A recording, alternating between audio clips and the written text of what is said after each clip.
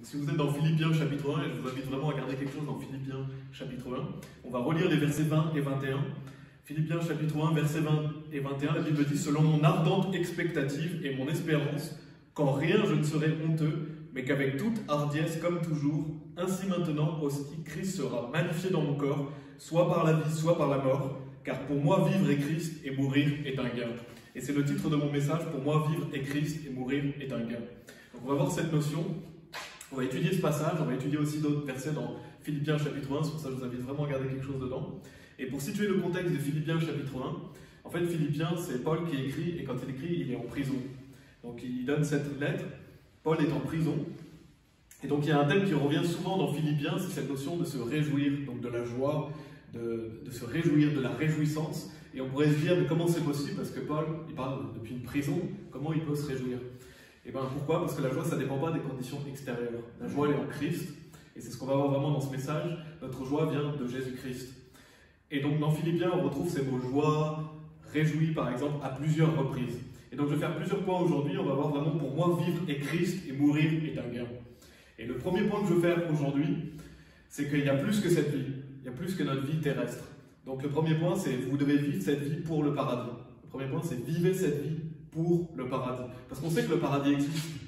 Si vous êtes sauvé, vous savez que le paradis existe. Et de plus, si vous êtes sauvé, en plus, vous savez que vous allez aller au paradis. C'est une certitude. Il n'y a pas de doute à avoir, on a l'assurance d'aller au paradis. Donc, c'est votre destinée certaine. C'est une certitude, vous allez aller au paradis. Donc, vivez cette vie pour le paradis. C'est pour ça qu'il est dit, car pour moi, vivre est Christ. Si vous vivez pour Christ, vous vivez pour le paradis. Dans Galates chapitre 2, verset 20, vous pouvez aller dans Colossiens chapitre 3, si vous voulez, Colossiens chapitre 3. Je vais lire Galates chapitre 2, verset 20, la Bible dit « Je suis crucifié avec Christ, néanmoins je vis, cependant pas moi, mais Christ vit en moi. Et la vie que je vis maintenant dans la chair, je la vis par la foi du Fils de Dieu, qui m'a aimé et s'est donné lui-même pour moi. » Donc le jour de votre salut, le jour où vous avez invoqué le nom du Seigneur, où vous avez été sauvé, votre ancien homme a été crucifié avec Christ. Il est dit « Je suis crucifié avec Christ ». Donc votre chair a été crucifiée, vous devez vous considérer mort quant au péché et vivant quant à l'esprit. Et donc vous avez Christ en vous. Et Christ en vous, c'est l'espérance de gloire, c'est ce que dit la Bible. Et donc la vie que vous avez dans la chair, il est dit, je la vis par la foi du Fils de Dieu, qui m'a aimé et s'est donné lui-même pour moi. Donc notre vie sur terre, elle est pour Christ, elle n'est pas pour nous-mêmes.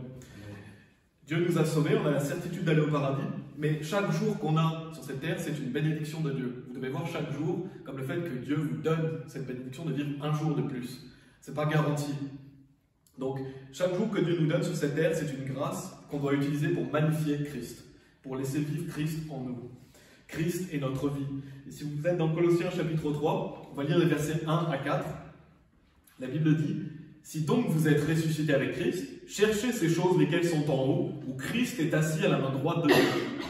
Mettez votre affection sur les choses d'en haut et non sur les choses sur la terre, car vous êtes morts et votre vie est cachée avec Christ en Dieu. Lorsque Christ, qui est notre vie, apparaîtra, alors vous aussi apparaîtrez avec lui en gloire. » Donc une fois que vous êtes sauvés, vous êtes ressuscités avec Christ. Vous êtes crucifiés avec Christ, votre chair est crucifiée, et vous devez vous considérer ressuscité avec Christ. Vous avez la vie éternelle. Et donc, vous devez mettre votre affection sur les choses d'en haut. Qu'est-ce que ça veut dire mettre son affection sur les choses d'en haut? Parce qu'il est dit, mettez votre affection sur les choses d'en haut et non sur les choses sur la terre. En fait, notre affection, c'est notre attachement. Donc, à quoi vous êtes attaché? On doit être attaché aux choses d'en haut. On doit mettre notre affection, notre attachement sur les choses célestes. Ça veut dire quoi? Ça veut dire qu'on doit être préoccupé par les choses éternelles, préoccupé par les choses qui sont à venir, pas préoccupé par les choses terrestres. Et donc, on doit y mettre notre attachement, donc notre affection. Jésus, bien sûr, vous le connaissez sûrement, il nous a dit « Car là où est votre trésor, là aussi sera votre cœur. » Donc, là où vous mettez votre trésor, votre cœur sera aussi là. Ça veut dire quoi? Ça veut dire que si vous mettez votre trésor au ciel, votre cœur va suivre. Donc, comment vous pouvez avoir justement cet attachement? Mettez votre cœur sur les choses du ciel.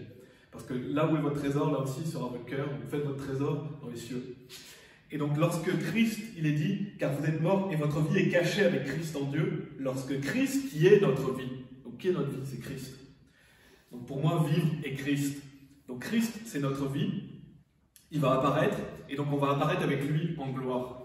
Donc, si nous sommes morts avec Christ, crucifiés avec lui, nous devons vivre pour Christ maintenant. Et un jour, vous allez apparaître avec lui en gloire. Donc, quelle joie d'imaginer qu'un jour, vous verrez Christ tel qu'il est. C'est une certitude. Vous n'avez pas de doute à avoir, un jour vous verrez Christ tel qu'il est. Et donc pensez à ces choses. Pensez à ces choses et demandez-vous justement, est-ce que vous vivez pour Christ? Pourquoi vous vivez en fait? On va revenir sur cette notion, mais posez-vous sincèrement cette question, pourquoi je vis? Est-ce que vous vivez pour Christ ou est-ce que vous vivez pour vous-même? Et on va revenir sur cela, parce que Paul il dit quoi? Il dit, pour moi vivre est Christ. Et donc on va revenir un peu plus sur cela aussi. Donc vivez cette vie pour le paradis. Et qu'est-ce que ça implique? Ça implique de souffrir pour Christ. On va y revenir. Parce que des fois, et retournez dans Philippiens chapitre 1, si vous voulez. Et vraiment, je vous encourage à regarder quelque chose. On va voir plusieurs versets dans Philippiens chapitre 1. Des fois, on pourrait dire que c'est difficile de se réjouir si le futur est incertain. C'est souvent ce qui est le plus difficile quand on fait face à l'incertitude. C'est difficile de se réjouir. Lisons Philippiens chapitre 1, verset 18, surtout dans les temps dans lesquels on vit. Philippiens chapitre 1, verset 18. Et comme je l'ai dit, c'est beaucoup un thème très important dans Philippiens, c'est la réjouissance, de se réjouir, d'avoir de la joie. Pourtant, comme je l'ai dit, Paul est en prison. Philippiens chapitre 1, verset 18. Quoi donc? Toutefois, de toute façon, que ce soit par prétention ou en vérité, Christ est prêché. Et notez ce qui est dit, et en cela je me réjouis, oui, et je me réjouirai. Donc Paul se réjouit, il est en prison, mais il se réjouit. Et Paul fait face à l'incertitude. Quand vous êtes en prison, c'est l'incertitude, il ne sait pas quand est-ce qu'il va sortir, il ne sait pas ce qui va arriver. Comment il fait pour se réjouir? C'est parce que Paul réalise qu'il y a plus que cette vie que cette vie. Donc il y a plus que votre vie actuelle que votre vie actuelle. Il y a l'éternité. Et Paul, sachant cela, il arrive à se réjouir même dans l'incertitude. Paul, en plus, il dit « Je me réjouis, oui, et je me réjouirai ». Donc non seulement il parle du temps présent, mais il parle d'après aussi. Pourquoi il est capable de se réjouir face à l'incertitude, en pleine détresse et difficulté? Parce que Paul pense à la vie d'après, il ne pense pas qu'à cette vie actuelle. On voit verset 19, donc là on a vu verset 18, verset 19, « Car je sais que cela tournera à mon salut par le moyen de votre prière et par l'aide de l'Esprit Saint de Jésus-Christ. » Donc on voit ici Paul qui dit « Cela tournera à mon salut ». Bien sûr, il ne parle pas de son salut éternel, Paul était déjà sauvé, il parle de son salut physique. Et je vais lire un verset en comparaison de celui-là. Donc là on a vu Philippiens 1, 19, on va lire Romains chapitre 8, verset 28, que sûrement vous connaissez. Romains chapitre 8, verset 28 qui nous dit « Et nous savons que toutes choses agissent ensemble pour le bien de ceux qui aiment Dieu, de ceux qui sont les appelés selon son dessein. » Donc on sait que tant qu'on aime Dieu, toutes choses vont agir ensemble pour notre bien. Et donc il est dit, notez, « Et nous savons que toutes choses agissent ensemble. » Et qu'est-ce que dit Paul dans Philippiens chapitre 1, verset 19 ? « Car je sais. » Donc qu'est-ce qu'on peut voir à travers ça? Paul il dit « Je sais », la Bible nous dit « Nous savons », que Paul il s'approprie les promesses de Dieu. Ça veut dire quoi? Ça veut dire que Paul, il dit oui, toutes choses agiront ensemble pour le bien de ceux qui aiment Dieu, mais lui, il dit je sais en fait, il sait que ça va agir pour son bien parce qu'il aime Dieu. Et c'est ça qu'on doit être capable de faire, vous devez vous approprier les promesses de Dieu. Dieu nous a dit, et nous savons que toutes choses agissent ensemble pour le bien de ceux qui aiment Dieu, vous devez l'approprier pour vous-même, vous devez vous dire je sais que toutes choses agissent ensemble pour mon bien tant que j'aime Dieu. Donc Paul s'approprie les promesses de Dieu, c'est ce qu'on doit également faire, même dans les choses difficiles, parce qu'il est dit, nous savons que toutes choses agissent ensemble. Il n'a pas dit seulement les choses qui sont agréables, les choses charmantes, les choses qui sont faciles. Non, il a dit toutes choses. Même les choses difficiles vont agir pour votre bien, tant que vous aimez Dieu. Et Paul s'approprie ça. Il dit, car je sais que cela tournera à mon salut, par le moyen de votre prière et par l'aide de l'Esprit de Jésus-Christ. Donc on doit être capable, comme Paul, comment on peut se réjouir face à l'incertitude? En s'appropriant les promesses de Dieu, en ayant confiance dans les promesses de Dieu. Philippiens chapitre 1, verset 19, on va lire le verset 20.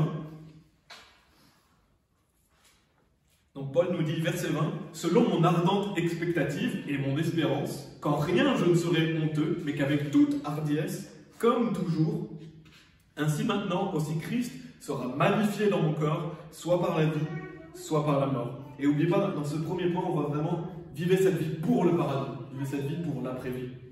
Vivez pas cette vie pour vous-même. Il y a plus que cette vie, et c'est ce que Paul réalisait. Et c'est pour ça qu'il arrive à se réjouir dans toute situation, parce que Paul se réjouit en Jésus-Christ. Et donc, il est dit selon mon ardente expectative et mon espérance. En fait, cette espérance que Paul a, que nous avons, c'est une ardente expectative. Ça veut dire que ce n'est pas quelque chose que, par exemple, des fois vous dites, voilà, j'espère que ça va arriver, mais vous n'êtes pas vraiment sûr, en fait. Ici, cette espérance, c'est une certitude. Ce n'est pas une incertitude. Paul sait que ça va arriver, en fait. Paul sait qu'il va aller au paradis. Et il dit, selon mon ardente expectative et mon espérance. Donc cette espérance que nous avons, c'est pas je doute que ça va arriver. J'en suis certain. Vous êtes certain d'aller au paradis, vous êtes certain que si vous vivez pour Christ, si vous aimez Christ, toute chose va agir pour votre bien. Et donc c'est cette notion d'espérance, c'est vraiment cette ardente expectative. En fait, Paul il dit, si je vis, je gagne, si je meurs, je gagne. En fait, c'est ce qu'on doit se dire dans notre vie. Si je vis, je gagne, si je meurs, je gagne. On est gagnant en fait. On est vainqueur quoi qu'il arrive, tant qu'on est en Christ. Une fois qu'on est en Christ, on est vainqueur quoi que ce soit qui se passe dans notre vie. Si vous vivez, vous êtes vainqueur, si vous mourrez, vous êtes vainqueur. Et bien sûr, laissez-moi vous dire une chose, si Christ ne revient pas pour notre vie, on va mourir. Je pense que vous savez déjà, mais tout le monde va mourir physiquement. Si Christ ne revient pas pour notre vie actuelle, on va mourir. Donc sachant qu'on va mourir, pourquoi avoir peur de la mort? Et en plus, sachant qu'on va mourir, si Dieu permet, si c'est la volonté de Dieu, alors on doit être prêt à mourir pour Christ. Parce que si Dieu veut qu'on meure pour Christ, c'est un honneur, on va le revoir un peu plus loin. Mais si vous savez que vous allez mourir, pourquoi avoir peur de mourir pour Christ? Vous savez que vous allez mourir un jour, autant que ce soit pour quelque chose de glorieux. Donc on doit être prêt à se dire, mourir est un gain, et je suis prêt à mourir pour Christ, si c'est la volonté de Dieu. Parce que bien sûr, la volonté de Dieu, c'est peut-être que vous fassiez toute votre vie. Mais ce que je veux dire, c'est que Paul savait ça. Paul, pour lui, vivre c'est Christ, mourir est un gain. Et donc la mort la plus glorieuse qu'on puisse avoir, c'est de mourir pour Christ. Philippiens chapitre 1 verset 21, je vais le relire, mais car pour moi vivre est Christ et mourir est un gain. Donc la Bible est claire, vivre c'est Christ, mourir c'est un gain. Et on voit au verset 22, Philippiens chapitre 1 verset 22. Qu'est-ce que dit Paul? Il dit, mais si je vis dans la chair, c'est le fruit de mon labeur, cependant ce que je choisirai, je ne sais pas. Donc Paul croyait vraiment au paradis. Il savait qu'il y avait quelque chose après, il vivait cette vie pour Christ. Et donc, si vous savez que le paradis existe et que vous allez y aller, vivez cette vie pour le paradis. En fait, ça va changer toute votre vision de la vie si vous vivez pour le paradis. Ça va vous procurer de la joie. Quand vous aurez des incertitudes, vous penserez au paradis. Ça va vous encourager à prêcher l'évangile, à vivre pour Dieu. Vous devez vivre chaque jour en ayant conscience que le paradis existe. Et bien sûr que l'enfer existe aussi, pour les personnes qui sont perdues. Et je vais donner un exemple que j'ai entendu du pasteur Jiménez. Il a parlé de deux fameux prédicateurs du passé. Je ne sais pas si vous connaissez, c'est Jack Hyles, il est assez connu. Et l'autre s'appelle John R. Rice. Peut-être que je ne dis pas forcément bien son nom, mais il y a Jack Hyles, John R. Rice. Il a donné cet exemple parce qu'une fois, c'était des fameux prédicateurs des États-Unis. Une fois, John R. Rice est venu prêcher pour Jack Hyles. Il est venu dans son église, il a prêché. Et donc ils sont sortis il disait qu'ils sont sortis par une petite allée parce qu'ils ne voulaient pas rencontrer la foule. Et donc ils sont sortis tous les deux et il y a un monsieur qui est arrivé avec un pistolet et qui est arrivé directement vers Jack Hyles, qui l'a pointé sur lui et qui lui a dit « Donne-moi ton argent ». Donc il l'a menacé, Jack Hyles, en disant « Donne-moi ton argent ». Il pointait un pistolet sur lui. Et John Rice n'était pas loin. Et qu'est-ce qu'il a fait? Il était à côté, il s'est mis à rigoler. Et on pourrait se dire « Mais pourquoi il s'est mis à rigoler ?» Même le gars lui a dit « Mais pourquoi? Qu'est-ce qui te fait rire ?» Et il a retourné son pistolet sur John R. Rice et il lui a dit « Tu penses que je rigole ?» Et qu'est-ce que lui a dit John R. Rice? Il lui a dit, fils, tu ne peux pas me faire peur avec le paradis. Il a dit, tu ne peux pas me faire peur. Si tu me tues, je vais au paradis. Et c'est une situation qui est vraiment arrivée. Et qu'est-ce que ça veut dire? Ça veut dire qu'on ne doit pas avoir peur que quelqu'un nous enlève la vie. En fait, si quelqu'un nous enlève la vie, mourir est un gain. On va aller au paradis.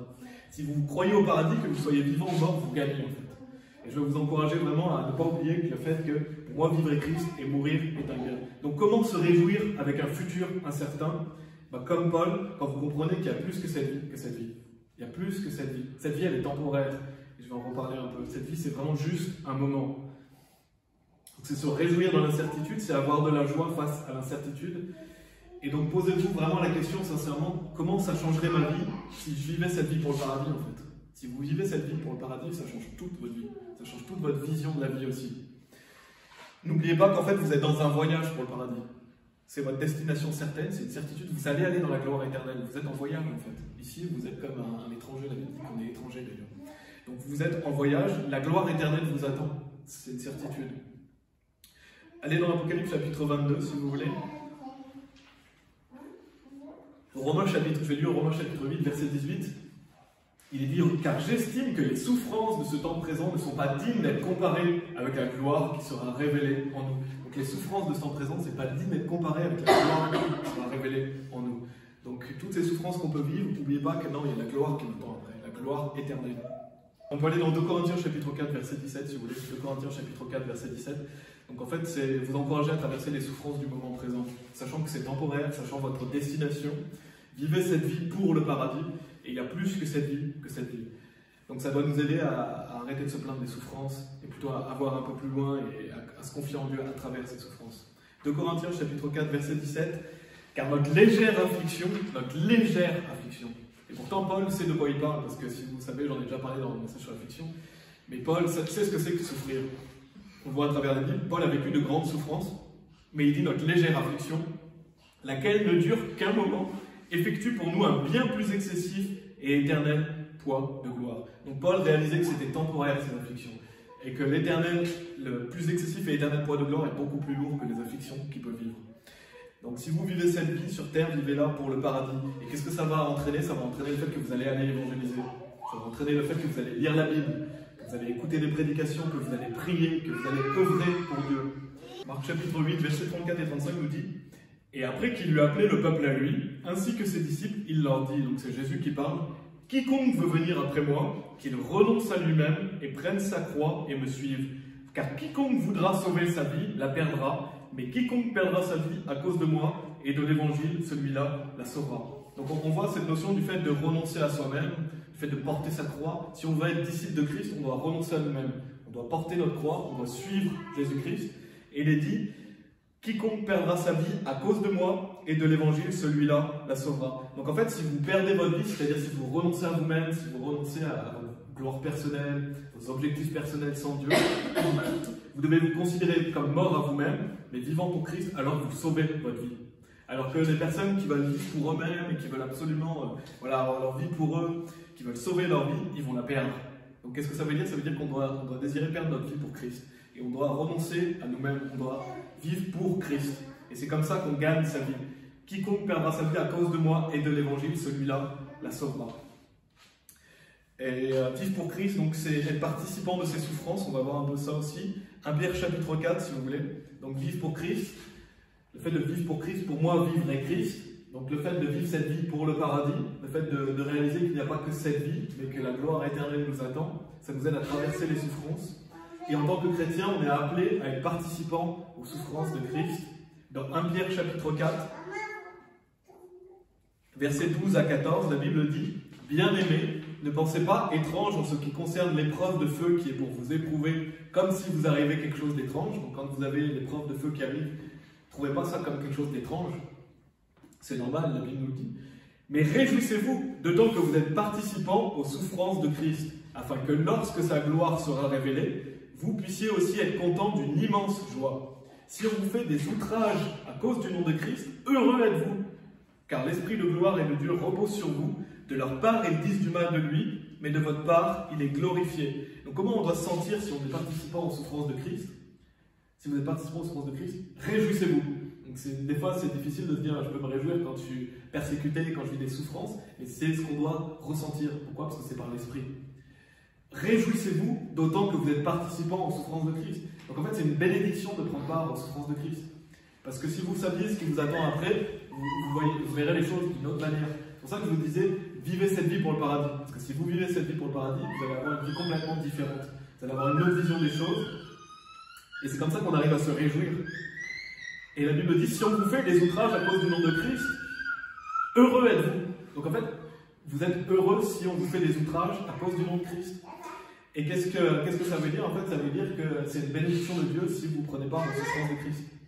Parce que Dieu vous estime digne de cela, entre guillemets. Dieu vous estime digne de souffrir pour lui. Et donc Paul savait ça.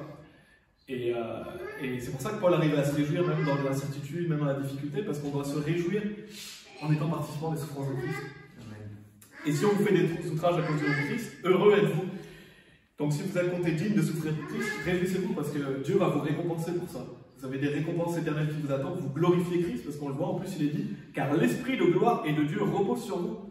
De leur part, ils disent du mal de lui, mais de votre part, il est glorifié. Quand vous prenez part aux souffrances de Christ, Christ est glorifié. Et l'Esprit de gloire et de Dieu repose sur vous. Donc, je ne sais pas pour vous, mais je veux que l'Esprit l'Esprit de gloire et de Dieu repose sur moi. Mais pour ça, il faut être capable de souffrir pour Christ. Il faut prendre part aux souffrances de Christ et être capable d'endurer les outrages, les persécutions, les gens qui vous insultent, qui vous détestent, qui disent que ce que vous faites, c'est pas bien. Heureux êtes-vous, voilà ce que dit la parole de Dieu. Dieu en est glorifié. Donc en fait, c'est une bénédiction que de souffrir pour Christ. Voyez ça comme une bénédiction. Et pour terminer ce point, je vais lire 2 Timothée chapitre 2, versets 10 à 13. 2 Timothée chapitre 2, versets 10 à 13. La Bible dit, par conséquent, j'endure toutes choses à cause des élus, afin qu'ils puissent aussi obtenir le salut, lequel est en Christ Jésus, avec la gloire éternelle. C'est un propos fidèle, car si nous sommes morts avec lui, nous vivrons aussi avec lui. Si nous souffrons, nous régnerons aussi avec lui. Si nous le renions, il nous reniera aussi. Si nous ne croyons pas, il demeure cependant fidèle. Il ne peut se renier lui-même. Donc vivre pour Christ, c'est endurer toutes choses pour les personnes perdues. On veut que les personnes perdues soient sauvées. Amen. Donc quand vous vivez pour Christ, vous endurez toutes choses pour les perdus. Et vous voulez qu'ils aient cette gloire éternelle. Vous voulez qu'ils soient sauvés. Et donc nous, on a l'assurance. On peut vivre cette vie pour aller au paradis. Mais on doit se sacrifier pour les autres. Et il est dit, si nous souffrons, nous régnerons aussi avec lui. Donc on a la certitude d'aller au paradis. On n'a pas la certitude, on n'aura pas tous, la même position dans le royaume de Dieu. Ça, c'est quelque chose qu'on doit mériter. Si vous souffrez, vous régnerez avec lui. Donc vous devez être prêt à souffrir pour Christ. C'est pour ça que je vous disais que quand Dieu permet que vous soyez outragés pour le nom de Christ, quand Dieu permet que vous soyez participants aux souffrances de Christ, Dieu vous fait une bénédiction en fait. Parce que Dieu va vous récompenser pour ça. Et donc, vous allez régner avec Christ. C'est pour ça quand on voit des hommes de Dieu qui sont persécutés, haïs, qui se lèvent, qui prêchent la parole, qui continuent fidèlement, ils vont régner avec Christ. Parce qu'ils souffrent pour Christ. Et il y en a, et comme on peut voir des fois, le pasteur Marcel, il arrive à se réjouir à travers ça. Pourquoi il se réjouit? Parce que c'est par l'esprit, comme Paul. Parce que quand vous comprenez ce qui vous attend, ça vous aide à traverser les difficultés. Donc soyons prêts à souffrir pour Christ. Et on a vu dans 1 Pierre chapitre 4, si on vous fait des outrages à cause du nom de Christ, heureux êtes-vous. Donc c'est une bénédiction et vous serez récompensés pour ça. En fait, pensez aux choses éternelles. Vivez cette vie pour le paradis. Parce que qu'est-ce que nos années par rapport à l'éternité? Qu'est-ce que peut-être si Dieu nous donne 70 ans, 80 ans, qu'est-ce que c'est par rapport à 10 000, 20 000, 30 000 ans, 40 000 ans, 50 000 ans? C'est rien. On n'a que cette vie pour justement être récompensé dans l'éternité. Et le deuxième point, donc le fait de vivre pour quelque chose qui dépasse cette vie, c'est le fait de vivre pour les choses éternelles. Vous pouvez aller dans 2 Corinthiens chapitre 4, j'avais lu déjà le verset 17. Mais vivez pour ce qui est éternel, donc vivez pour le paradis, vivez pour ces récompenses éternelles, pour l'éternité. Mettez votre affection sur les choses d'en haut, comme on l'a vu. Et 2 Corinthiens chapitre 4, versets 17 et 18 nous dit, donc j'avais lu le verset 17, car notre légère affliction, laquelle ne dure qu'un moment, effectue pour nous un bien plus excessif et éternel point de gloire. Tandis que nous ne regardons pas aux choses qui se voient, on ne regarde pas aux choses qui se voient, aux choses temporaires, aux choses de ce monde en fait, mais aux choses qui ne se voient pas, car les choses qui se voient sont temporelles, mais les choses qui ne se voient pas sont éternelles. Donc, tout ce qu'on voit ici, c'est temporaire. Par contre, tout ce que vous faites pour Christ a une valeur éternelle. Donc ne regardez pas aux choses qui se voient, mais aux choses qui ne se voient pas, aux choses éternelles. C'est sur ces choses éternelles qu'on doit avoir les yeux tournés. Et n'oubliez pas, Philippiens chapitre 1, verset 21, je vais le relire. Car pour moi, vivre est Christ et mourir est un gain. Et donc je vous invite aujourd'hui à compléter ce que je vais mentionner, mais pour vous, on va dire pour moi, simplement vous le dites à vous-même, pour moi vivre et remplissez. Pour moi vivre et. Pour vous vivre c'est quoi? Et mourir et quoi? Et pourquoi je vous invite à faire ça? Parce qu'il y a des gens pour eux vivre c'est l'argent. Il y a des gens pour eux vivre c'est la gloire personnelle. Il y a des gens qui diraient pour moi vivre c'est les plaisirs terrestres, c'est le sport, c'est la télévision, le cinéma. Et on ne peut pas être ces personnes-là qui remplissent pour moi vivre et quelque chose autre que Christ. On va être capable de dire pour moi vivre et Christ. Mais il faut être honnête avec soi-même. Si pour vous vivre c'est le succès, il faut changer cela. Il faut pour moi vivre et Christ. Parce que si vous vous dites pour moi vivre c'est la fortune, c'est l'argent, c'est la gloire personnelle, mourir c'est une perte. Pourquoi mourir c'est une perte? Parce que ces choses-là, vous n'allez pas les amener avec vous. Toutes ces choses temporelles pour lesquelles vous vous amassez pour vous-même, c'est une perte. Donc si vous dites pour moi vivre c'est la gloire personnelle, bah, mourir c'est une perte. Et donc non, on ne peut pas être ces personnes qui se disent pour moi vivre c'est moi-même, c'est ce que je veux moi. Non, pour moi vivre est Christ, et là mourir est un gain. Bien sûr, si vous êtes sauvé, même si vous vivez pour des mauvaises choses, si vous mourrez, vous serez quand même au paradis. Vous avez la certitude d'aller au paradis, comme j'ai dit. Mais vous n'amènerez pas ces choses temporelles avec vous, donc vous les perdez en fait. Vous n'allez pas rentrer au paradis avec toutes les choses que vous possédez ici. Vous allez rentrer au paradis avec les choses qui ont une valeur éternelle. Donc vraiment, soyez honnête avec vous-même et remplissez ce verset pour moi vivre et si on est un minimum honnête, on sait pourquoi on vit. Et donc je vous invite vraiment à remplir et à dire car pour moi vivre est Christ et mourir est un gain. Et donc si on vous tue, si vous mourrez, c'est un gain. Pourquoi? Parce que vous êtes au paradis. Et je vais relire Philippiens chapitre 1 verset 20. La Bible dit « Selon mon ardente expectative et mon espérance qu'en rien je ne serai honteux, mais qu'avec toute hardiesse, comme toujours, ainsi maintenant aussi Christ sera magnifié dans mon corps, soit par la vie, soit par la mort. » Donc si vous vivez pour Christ, vous magnifiez Christ dans votre corps. Et je trouve ça magnifique, le fait de magnifier Christ dans son corps. N'est-ce pas ce qu'on veut en tant que chrétien, magnifier Christ dans son corps? Soit par la vie, soit par la mort. Et donc, les gens autour de nous, quand ils vous regardent, ils doivent voir Christ en vous. Ils ne doivent pas voir vous-même, en fait. C'est ça, magnifier Christ dans son corps, c'est le fait de vivre pour Christ. Quand les gens se disent, lui, il vit pour Christ. C'est ce que les gens doivent être capables de se dire, ils doivent voir Christ en vous et plus vous-même. Et donc, on veut magnifier Christ. Donc ça, c'était le deuxième point. On a vu qu'ils sont très reliés, le premier point, le fait de vivre pour le paradis. Et le fait de vivre, ici, on vient de voir pour les choses éternelles, le fait de magnifier Christ. Maintenant, on va voir le troisième point, et vous pouvez aller dans Philippiens chapitre 1, toujours. C'est le fait de vivre pour les autres. On voit Philippiens chapitre 1, la suite, versets 22 et 24, à 24, pardon. Philippiens chapitre 1, versets 22 à 24. Mais si je vis dans la chair, c'est le fruit de mon labeur. Cependant, ce que je choisirai, je ne sais pas. Car je suis déchiré entre deux, ayant un désir de partir et d'être avec Christ, ce qui est de loin le meilleur. Néanmoins, de demeurer dans la chair est plus nécessaire pour vous. Donc on voit que Paul a un désir de partir et d'être avec Christ, parce que forcément c'est le meilleur. C'est bien mieux d'être au paradis que sur cette terre. Donc Paul, il ne sait pas ce qu'il choisirait. Mais allez dans 2 Corinthiens chapitre 5, et on va revoir le verset de Philippiens chapitre 1 après. Mais je vais lire des versets 8 à 10, 2 Corinthiens chapitre 5, pour appuyer cette notion du fait que d'être avec Christ, c'est de loin le meilleur. Qu'est-ce que nous dit 2 Corinthiens chapitre 5, versets 8 à 10? Nous sommes confiants, dis-je, et voulant plutôt être absents du corps et être présents avec le Seigneur. C'est pourquoi nous nous peinons, afin que soit présent, soit absent, nous puissions être acceptés de lui. Car nous devons tous comparaître devant le siège de jugement de Christ, afin que chacun puisse recevoir les choses faites étant dans son corps, selon ce qu'il a fait, soit bien, soit mal. Donc être absent du corps, c'est être présent avec le Seigneur. Dès que vous mourrez physiquement, vous êtes au paradis.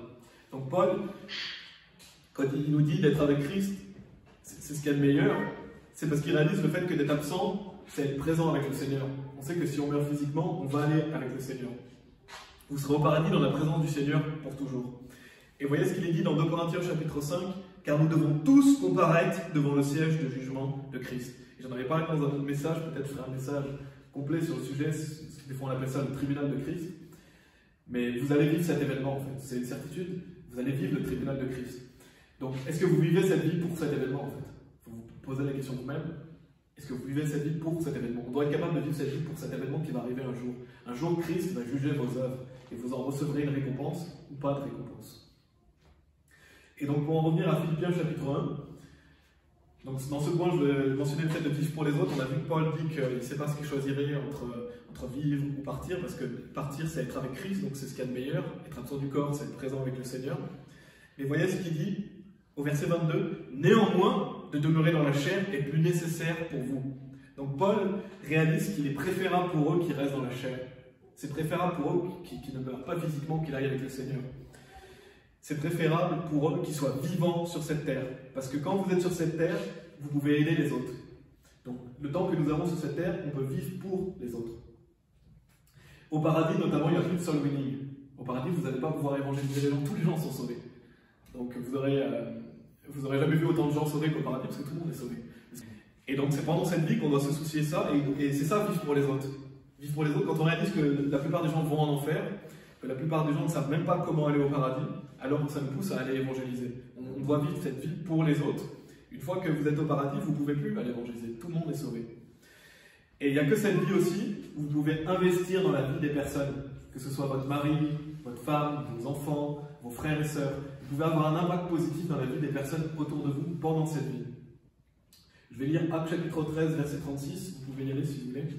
Donc on voit que Paul nous dit dans Philippiens chapitre 1, « Néanmoins, de demeurer dans la chair est plus nécessaire pour vous. » Parce que Paul se mettait au service des autres, et Paul vivait pour les autres. Actes chapitre 13, verset 36, regardez ce qu'il est dit, « Car David, après qu'il ait servi sa propre personne, » parce que c'est ce qu'il est dit, après qu'il ait tué Goliath, après qu'il ait écrit les psaumes, après qu'il ait gagné des batailles, qu'est-ce que c'est ce qui est écrit à propos de David? Donc qu'est-ce qu'on voit? On voit qu'il ait servi sa propre génération. Par la volonté de Dieu, s'est endormi et a été mis avec ses pères et a vu la corruption. Donc qu'est-ce que faisait David? David, il servait les autres, il servait sa propre génération.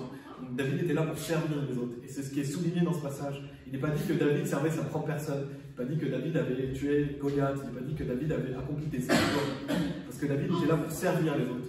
C'est ce qu'on doit faire. Après qu'il ait servi sa propre génération par la volonté de Dieu. Donc David se mettait au service des autres. Il investissait dans la vie des autres personnes. Et c'est ce qu'on doit faire en tant que personne sauvée. On doit servir les autres, investir dans la vie de nos enfants, par exemple, de nos frères et sœurs. Et j'aime bien cette notion, mais peut-être que l'une de vos plus grandes réussites, si ce n'est la plus grande réussite que vous aurez dans votre vie, c'est d'avoir élevé tel enfant, ou d'avoir élevé vos enfants. Et ça, c'est vraiment quelque chose d'important pour les mères au foyer, notamment. Peut-être votre plus grande réussite, ce sera d'élever un enfant pour le Seigneur. Ce sera peut-être votre plus grande réussite dans la vie. Peut-être que vous aurez plusieurs plus grandes réussites, bien sûr, mais quel magnifique travail que d'élever des enfants pour Dieu. Et c'est pareil, si vous n'avez pas d'enfants, ou si vous n'avez pas la chance d'être en contact avec vos enfants, ça peut être avec les frères et sœurs, d'investir dans la vie des frères et sœurs. Vous pouvez peut-être encourager un frère ou une sœur qui va devenir un soul winner. Vous pouvez peut-être encourager une personne, peut-être convertir une personne, lui apprendre à évangéliser, ramener une personne peut-être à l'église. Vous allez investir dans une âme éternelle. Ce que vous faites pour cette personne va peut-être avoir un impact énorme dans sa vie. Donc vous pouvez investir dans la vie des autres, investir dans la vie de votre femme, de votre mari, de vos enfants ou de vos frères et sœurs. Et simplement en encourageant une frère ou une sœur, en instruisant dans le Seigneur, peut-être que vous allez l'aider à gagner des centaines, même des milliers de personnes au Seigneur. Donc peut-être que votre plus grande œuvre, ce sera d'encourager telle personne. On peut imaginer les personnes qui ont pu encourager le pasteur Anderson, le pasteur Jiménez. On peut imaginer aussi les parents du pasteur Anderson. Donc notre plus grande réussite, ça peut être une personne aussi. Et ça, c'est pour encourager, si vous êtes une mère au foyer, c'est vraiment un magnifique travail que vous avez à faire, et élever un enfant, c'est quelque chose de merveilleux. Et si vous n'avez pas d'enfant, vous pouvez investir dans la vie des autres personnes autour de vous, de l'église, des frères et sœurs, aller évangéliser. Il y a toujours des moyens de magnifier Dieu et de glorifier Dieu dans notre vie. Donc ça, je voulais vous encourager aussi au fait de servir les autres. Tout ce que vous faites pour les personnes qui ont une valeur éternelle, Dieu vous en récompensera. En fait, qu'est-ce que Paul se dit? Paul se dit, si quelqu'un me tue, je gagne. Si je vis, je gagne. C'est ça qu'on doit être capable de se dire. Philippiens chapitre 1, versets 25 et 26, après. Philippiens chapitre 1, versets 25 et 26, donc la suite, où il est dit, « Et ayant cette confiance, je sais que je demeurerai et resterai avec vous, tous pour votre avancement et votre joie de la foi, afin que pour moi, votre réjouissance puisse être plus abondante en Jésus-Christ par mon retour auprès de vous. » Donc qu'est-ce que voulait Paul? On le voit. Je sais que je demeurerai et resterai avec vous tous pour votre avancement. Donc il voulait l'avancement des autres. Il voulait quoi? Votre joie de la foi. Donc Paul, c'est comme si Paul se disait, voilà, si on me laisse un jour de plus, je vais investir pour vous, je vais vous aider. Donc Paul avait conscience du fait que chaque jour est une bénédiction et chaque jour on peut faire quelque chose pour Dieu.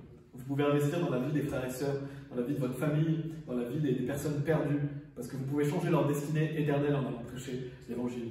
Donc utilisez les jours que Dieu vous donne pour les autres, pour leur avancement, et Paul disait, et votre joie de la foi, afin que par moi votre réjouissance puisse être plus abondante en Jésus-Christ. Paul voulait la réjouissance des autres, leur réjouissance en Jésus-Christ.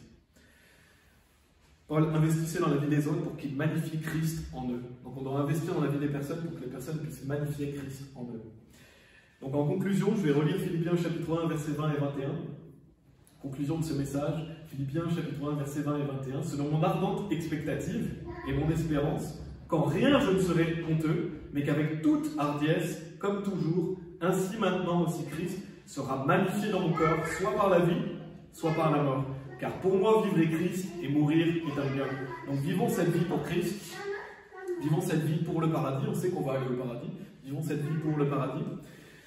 On doit vivre pour quelque chose qui dépasse cette vie, parce que si vous vivez pour le paradis, vous vivez pour quelque chose qui dépasse les choses temporaires, c'est des choses qui sont éternelles. Vivez pour les choses éternelles.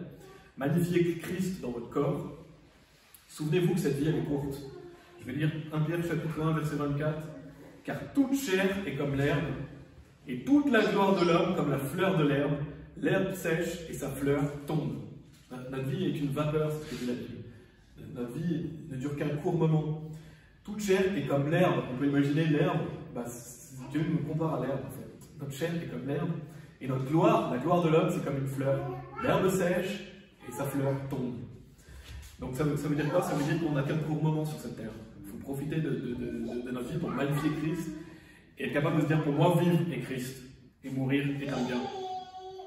Donc n'ayons pas peur aussi de mourir pour Christ, puisque mourir est un gain.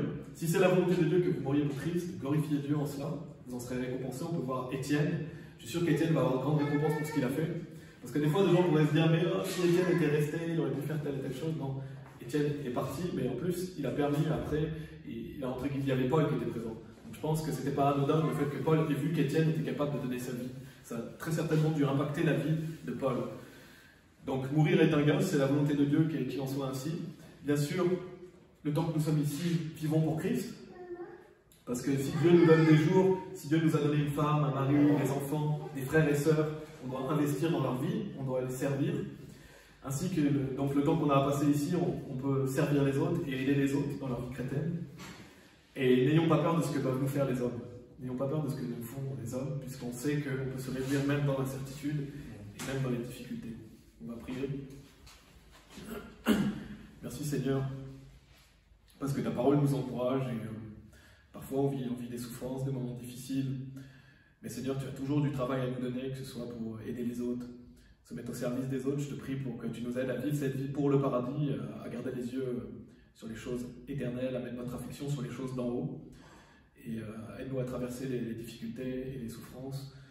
Et Seigneur, on voit que Paul, qui a vécu des souffrances que je pense que la plupart de nous ne vivront jamais, il était capable de dire qu'il était capable de se réjouir, il était capable de réaliser qu'il y a plus que cette vie.